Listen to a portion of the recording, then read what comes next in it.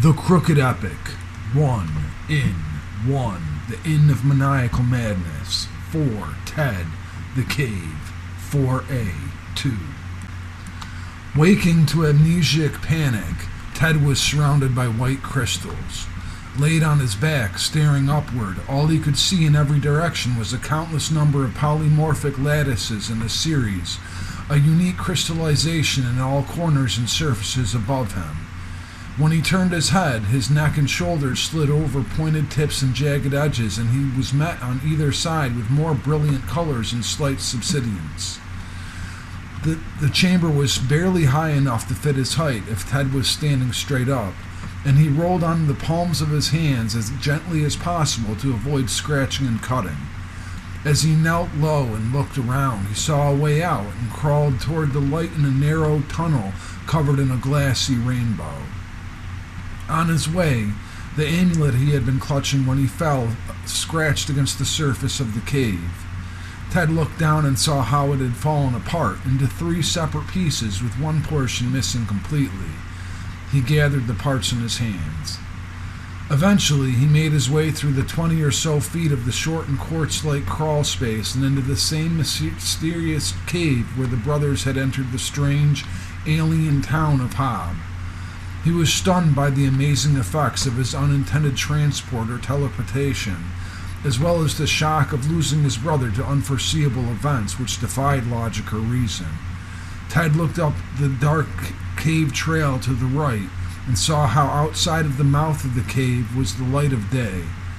Sunday had come quickly in Weir, and if that was where he had gotten to, he decided to leave the 2 pieces of the amulet in the cave and continue. First, Ted decided to test the desperately optimistic theory of this being his home of Weir, so he walked up to the opening below the hemlock and looked out at the hill below. Still unconvinced, young Ted defeatedly walked down the long hill to the backyard. As he began this journey, he was struck with waves of disbelief. Ahmed had said that the town was underneath New Hampshire, but he had observed that the stars had appeared remarkably strange in the sky. Also, as the distinct times of day in Weir and Hob changed dramatically, and there had been a setting sun in Hob, their misadventure could not be necessarily underground. Something had been outrageously devious about Ahmed, but Ted was suspicious of the FBI agent's askance behavior. It was enough to warn him about not getting too close to the house if anybody was even there. Pessimism was a strange sensation in the face of the unpredictable adventures he had undergone, yet his precaution was a tool which he had recently proven useful. He was in the luscious chaparral and hilly landscape of the woods that he had known his whole life. Along with floated vague memories of wandering with Alex, exploring the backyard and thickets and childhood games which utilized the many acres that stretched around the property, his mind strangely wandered. By his estimation, it had been only at most 2 or 3 hours they had spent in Hob. It had already seemed like late afternoon. His definition of time was returned to the preordained structured sensitivities, while his memory became fuzzy and indistinct of the recent past. On Ted's steady descent into the same woods, the setting where Friday had been staged to the chases by the madmen, murderers, and phantoms, Ted sternly reminded himself of those volatile conditions his brother was left in, and the unchanged dilemma compromising the safety of home. His obsession with the awaited outcomes made the gambit of his return a relentless and arduous journey. But when Ted walked within view of the house, as it sat sovereignly between the branches of trees, he was instilled with the incredible courage which he had seen Alex exhibit in accompanying him earlier. Walking with head held high out to the sunny green lawn from the dark forest behind, Ted made haste to the house, regardless of consequences. It simultaneously became an imminent urgency, which had not previously occurred cognitively, of his dire need to eat, bathe, and clean, bruises and scratches, sleep, and so on. As he accelerated his approach diagonally, he turned into the front side of the house and yard from the eastern side of the back lawn, and he noticed that the vehicles parked in the driveway numbered only 1. This meant the father was still away, and Ted could not help but wonder if he was searching for them both, even though he knew that he alone had prior knowledge of the cave to Hob. This still somehow seemed unlikely. Mrs. Wilson appeared from the front door. She was surprised to see Ted, but quickly recovered her relief with a comforting look that beckoned his return. "Theodore?" She stepped out and on the lawn. His paranoias were immediately pulled from disbelief and surprise test to necessary rest. Aside from his terrible worries about his brother, their starvation, and the need to sit down, Ted's primary instinct was the necessity for discussion of the investigations. Until he visualized in certainty where their father was, there were several different plans that Ted would need to assess. It was Sunday, and although not customary for the babysitter to make her countenance present on the weekend, it was especially needed with this amount of mayhem.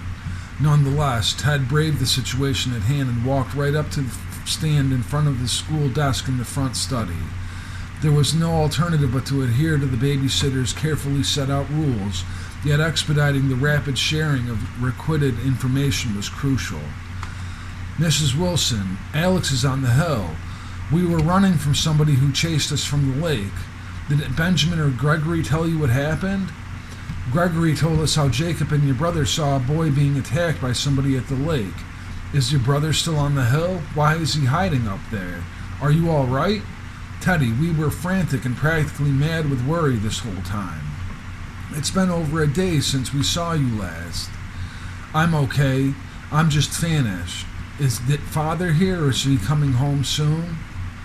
"No, he's out still. An investigator was here for your father's case and looked for Alex and you. I came over to help here at the house while we waited to find out what was happening." Without their father's presence at the house, Ted was unsure of the authentic investigation details that Gregory had told them about. Moreover, it was almost impossible to decide whom he could trust to help with his brother's kidnapping. The only choice he felt was reasonable was to let Mrs. Wilson take short-term control. Ted's directions to where Alex was hiding would be predictably seen as unhelpful anyway, so he might need plans to rescue him himself. It was early Sunday. Ted noticed the downstairs clock read it was only 3:30 p.m., so he would need to wait several hours until he could sneak out again late at night.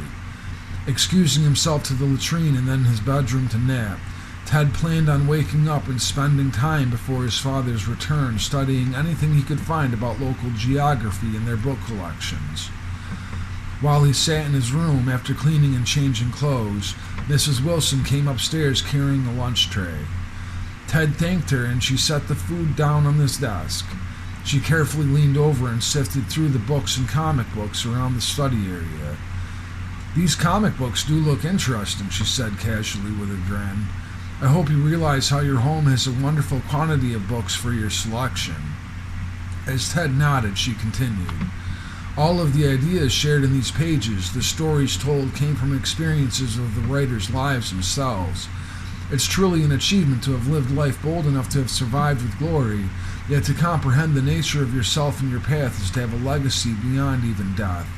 When I read the Bible, I think about the people who have gone to such great lengths to recreate the writings of God and how the strength of its manifestation was so legendary." "Thanks, Mrs. Wilson." Unsure of how to respectfully respond to her, Ted nervously shuffled the comic books into a stack. "I read a lot, especially for my age. During the school year, I go to the library and borrow encyclopedias to read at home." "Teddy, you should lay down with your brother missing. This might be a madhouse by morning while we all wait to figure out what happened. You know they're going to want you to answer any questions.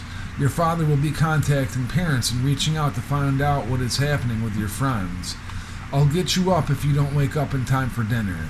I'm staying over a few nights starting tonight. You need to be healthy and eat." Although it interested him how calling their school could accomplish anything productive, Ted waved nicely and Mrs. Wilson walked out and closed the door to his room. By the time her footsteps softly reached the first floor landing, he had tucked himself into bed. When supper was ready, Ted felt Mrs. Wilson's cool hand against his arm, gently holding him as he rolled over to look at the clock. "You have scratches on your neck and down your back, Teddy." and Alex still hasn't come back. Come downstairs and have some more to eat. You must be exhausted." Ted went out into the backyard again to use the latrine. On his way back to the house, he looked over his shoulder at the landscape behind the property, which had swallowed his brother like a void. The dinner table was unusually quiet. Mrs. Wilson helped cook a sapid beef and vegetable stew with potatoes, buttered cornbread, and turkey sandwiches with cheese. Mrs. Wilson said grace with him, and it was all the speech that occurred until only a few crumbs of cornbread were left in the breadbasket and Ted's plate was being scraped empty. "I knew you would be hungry, so I have cheese slices and meats for extra sandwiches." Mrs. Wilson's graciousness gave him a warm feeling, and he politely replied that he was full. "Teddy, your brother's teacher from 10th grade is coming to visit us tomorrow afternoon. Lyle Hurst. Do you know him?" Remembering his proposed chess mentor, Ted sleepily nodded. "Your father will be home later in the week, but Lyle wanted to speak to you and Alex about your classmates. It seems your brother wasn't the only child from your school who went missing this weekend, and law enforcement people are doing a full search of the entire Weir region and possibly further, starting tomorrow morning." "All right." As he began to stand from his chair, he decided to reinforce the cave's location. "But I'm sure we can find Alex if we go back to the hill behind our house. We found a big cave between 2 sycamore trees and a hemlock at the top." Mrs. Wilson looked up at Ted with surprise and stood up to go to the kitchen. He was reminded of the drive home from Peterborough, Alex's desperation and the impending dangers which faced them all. Ted felt that it was necessary to prepare himself to act as the man of the house. He pushed in his chair and calmly walked upstairs.